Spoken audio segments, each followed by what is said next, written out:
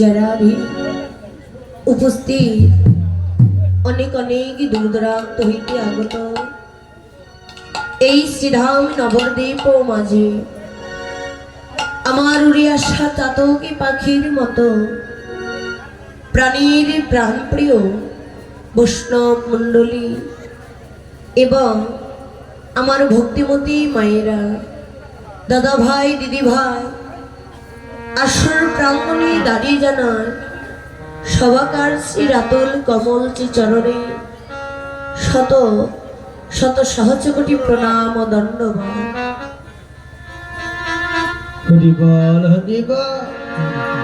কেননা বাবা মগ লীলা স্মরণের বিষয় এতক্ষণে আপনারা আমরা সবাই মিলে যে লীলা শ্রবণ করছিলাম তাহা ছিল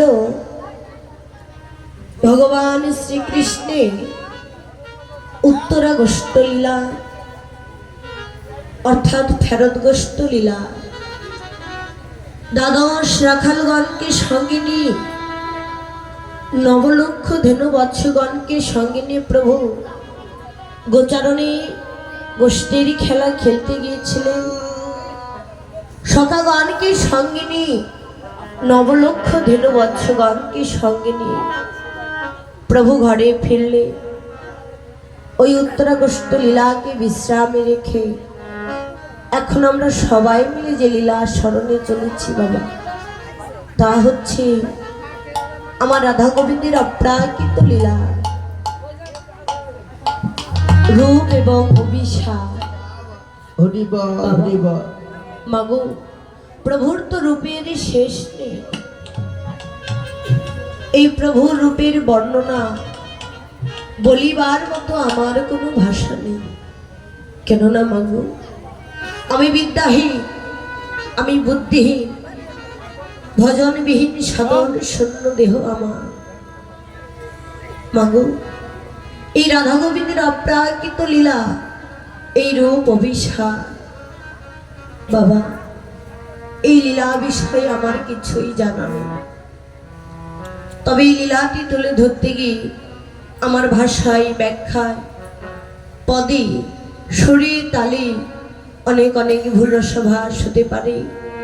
নিজের সন্তান মনে করি, নিজের ভগ্নী মনে করি, নিজের আদরের ছোট্ট বোন মনে করি, আমার সকল অপরাধ ক্ষমা দৃষ্টিতে দেখবেন। এই বলে আবারও সকলের চরণে অনন্ত অনন্ত কোটি প্রণাম জানাই।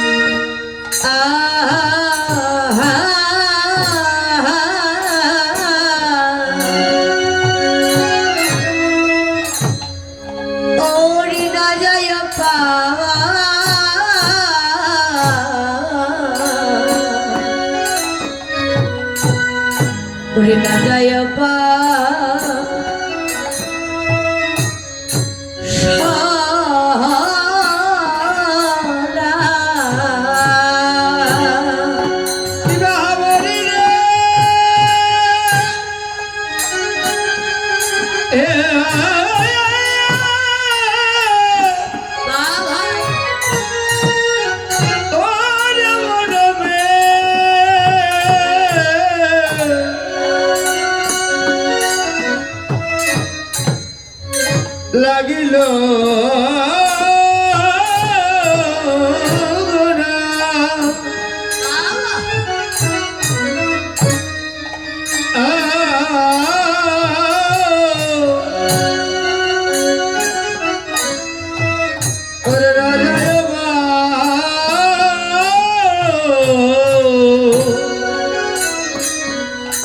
না যায় গা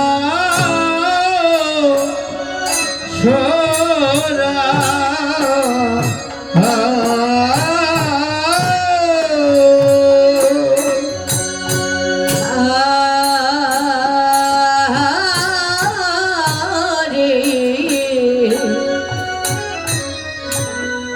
ওরে নয়া নয়নে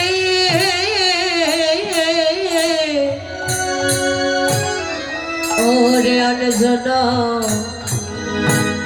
অনজন হইয়া বলি গোল লাগিয়াছে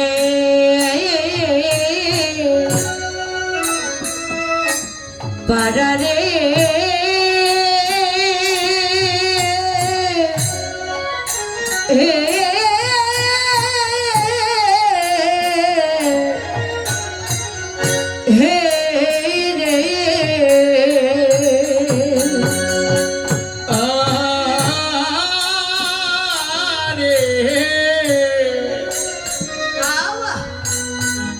ওরে নয়ন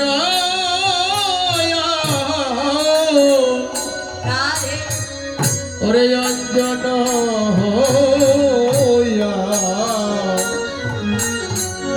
ও যেন লাগিয়াছে ও পারা